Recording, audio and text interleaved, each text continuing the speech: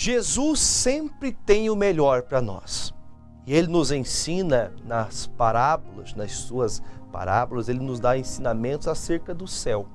E uma das coisas que me chama muita, mas muita atenção é quando Ele chama aos seus discípulos e conta-lhes as parábolas das 10 virgens, que eram representando as 10 virgens, representando nós que cremos no Senhor, a Igreja de Cristo, e o noivo que representa Jesus, ele que virá como um noivo para buscar a sua noiva pura, né? De vestes brancas, de vestes limpas. O Senhor quer nos encontrar nessa pureza. Só que nós precisamos reconhecer algumas coisas que nós temos visto. Aos olhos de algumas pessoas parece que nunca vai chegar esse dia. Aos olhos de alguns parece que Jesus nunca vai voltar. Para alguns até essa pessoa diz, olha, eu esperei tanto que, olha, pastor, eu estou até meio desanimado. E por conta disso, muitas pessoas estão perdendo a sua fé no Senhor, estão partindo para uma vida de loucuras.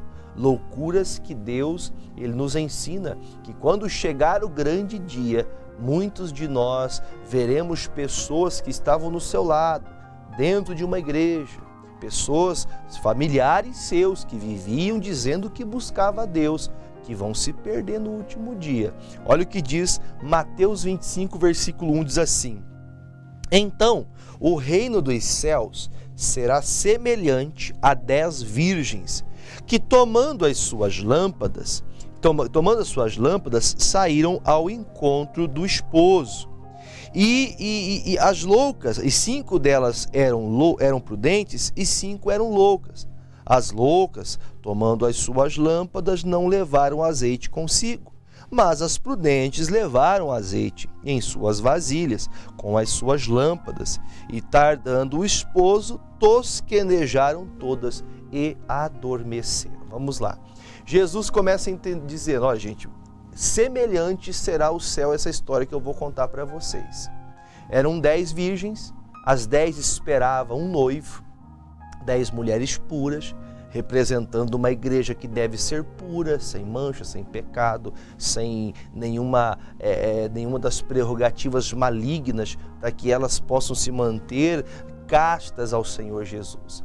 Quando a Bíblia fala que estas 5 estavam loucas e essas outras 5 estavam tementes a Deus, aguardando de todo o coração, eu não consigo compreender de outra forma senão a igreja que nós vivemos hoje. A igreja que eu digo, toda a cristandade, todos aqueles que são evangélicos. Porque imagine, por exemplo, Jesus deu vários ensinamentos acerca de que 2 estariam na cama, um vai e o outro fica. Estarão 2 trabalhando, cegando, um vai e o outro fica. Estarão 5 mulheres, estarão 10 noivas pretendentes de um noivo, 5 vai e 5 fica. Eu falo, meu Deus, isso nos dá um indício de entender que cerca de metade daqueles que buscam a Deus não estão buscando a Deus de verdade. Aqueles que dizem, não, eu sou de Jesus, eu vou para o céu, mas tem algumas coisinhas erradas que essa pessoa ainda pratica, que ela está levando, como diz um dito, a banho-maria. Ela vai conduzindo a sua vida de qualquer jeito. Ela vai levando a sua vida de uma maneira que Deus não se agrada. E ela pensa que está agradando a Deus, porque vejam que as 10 virgens aguardavam a visitação do noivo. As 10 estavam no mesmo local, porém 5 estavam preparadas com o azeite. O azeite para nós representa o Espírito Santo. Para nós representa o Espírito Santo, representa a unção de Deus. Veja que 5 delas tinham um cuidado de não perder a unção, de não perder o Espírito Santo de suas vidas. Porém, as outras 5 que eram loucas, elas pouco se importavam com o Espírito Santo.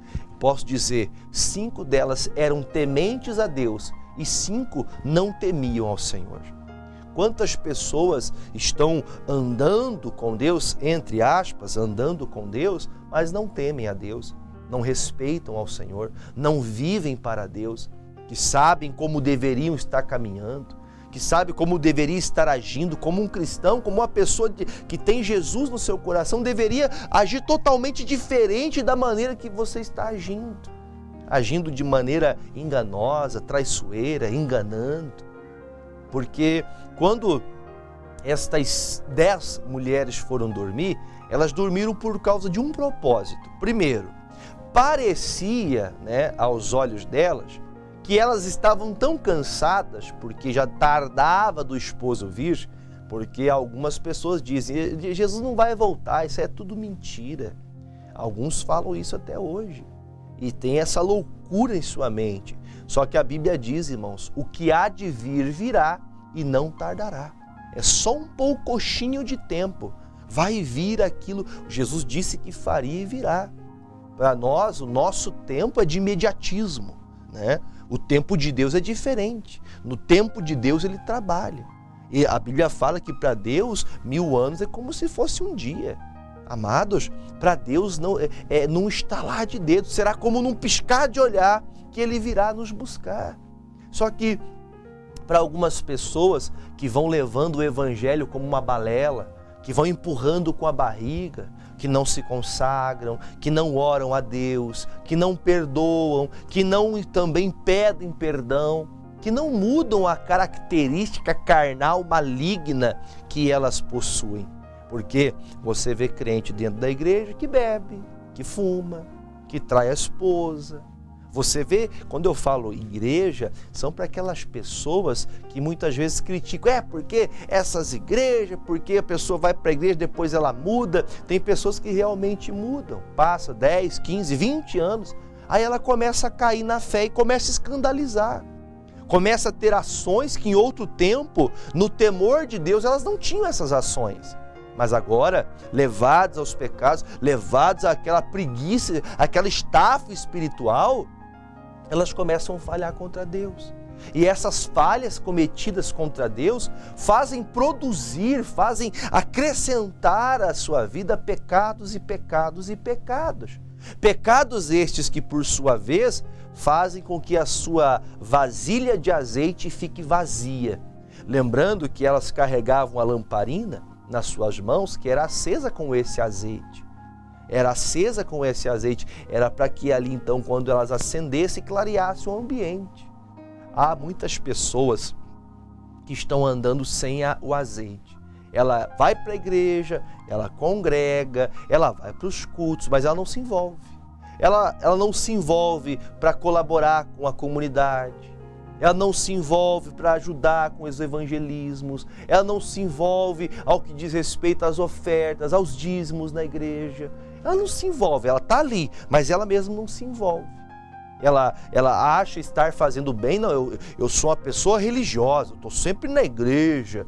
Mas isso não vai mudar nada para você se você não andar de coração, porque o que vai alimentar essa lâmpada é a unção, é a bênção de Deus, é o Espírito Santo. Põe na tela para mim Salmo 119, versículo 105. Olha o que diz aqui, lâmpada para os meus pés é a tua palavra e luz para o meu caminho. O que faltavam para aquelas mulheres imprudentes, aquelas mulheres que não guardaram a palavra, era aquilo que para elas era desprezado, era banal. Ah, pastor, mas o senhor tem que entender que não é fácil, andar com Jesus, ser de Deus de verdade, ser crente de verdade, não é fácil. Por que muitas vezes nós vemos pessoas que se dizem cristãs, mas não guardam a palavra de Deus? Porque são loucos.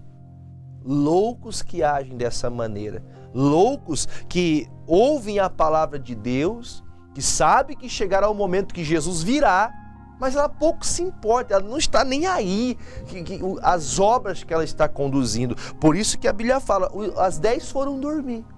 Veja que, olha a diferença, quando você está em paz, quando você está vivendo para Deus, você deita a tua cabeça no travesseiro e tem paz. Você dorme tranquilo, você dorme em paz em Cristo Jesus, sabendo que se você fechar os olhos ali e não acordar mais, você vai acordar no céu com Jesus. Isso é você, e essa pessoa que tem esse entendimento é a pessoa que é prudente, que se consagra, que busca Deus de verdade, que é sincero diante de Deus, cheio do Espírito Santo, cheio da presença do Senhor.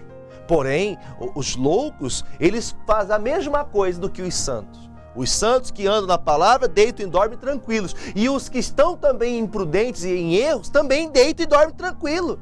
Como se nenhum mal agregasse à sua vida. Nenhum mal está agregado à sua vida.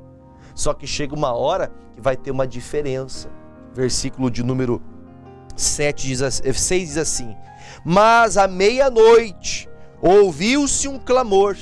Aí vem o esposo, saí-lhe ao encontro. Então todas aquelas virgens se levantaram e se prepararam suas lâmpadas. E as loucas disseram às prudentes: dai-nos do vosso azeite, porque as nossas lâmpadas se apagam.